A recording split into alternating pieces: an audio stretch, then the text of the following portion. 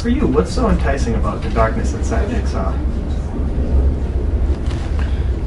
Well, I don't think he views it as darkness. I think what's most enticing to me about John Kramer, it's the police and the press who call him Jigsaw, is his intelligence.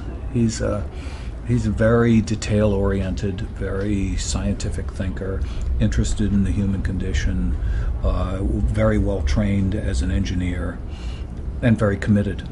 And his thoughts and philosophies, for example, I think there are a lot of interesting concepts in these films, and so he arrives at.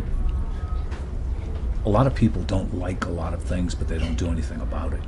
He is not one of those people. He has chosen a course, whether you agree with him or you don't, where he is fully committed to doing what he's doing.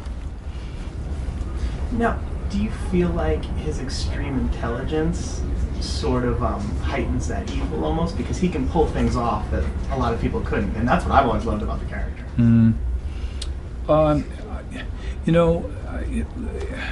Those things that I just mentioned, they're part of his tool bag.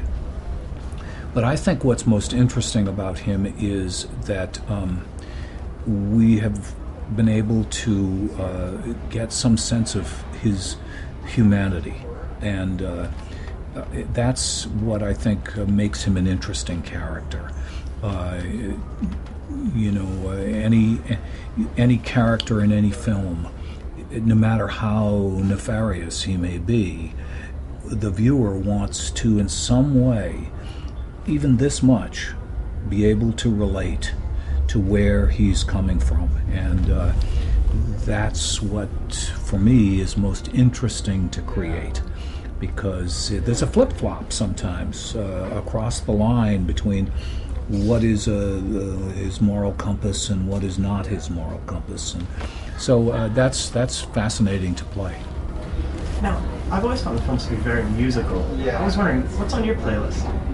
On my playlist? Yeah. What do you typically listen to? Well, I've been listening to Coldplay a lot lately. I listen to Van Morrison. I like Eric Clapton. I have always been a big Bob Dylan fan. Trying to think of some of the new bands that I enjoy. There's a band called Hydrovibe that is an amazing band. So I recommend them, Hydrovibe.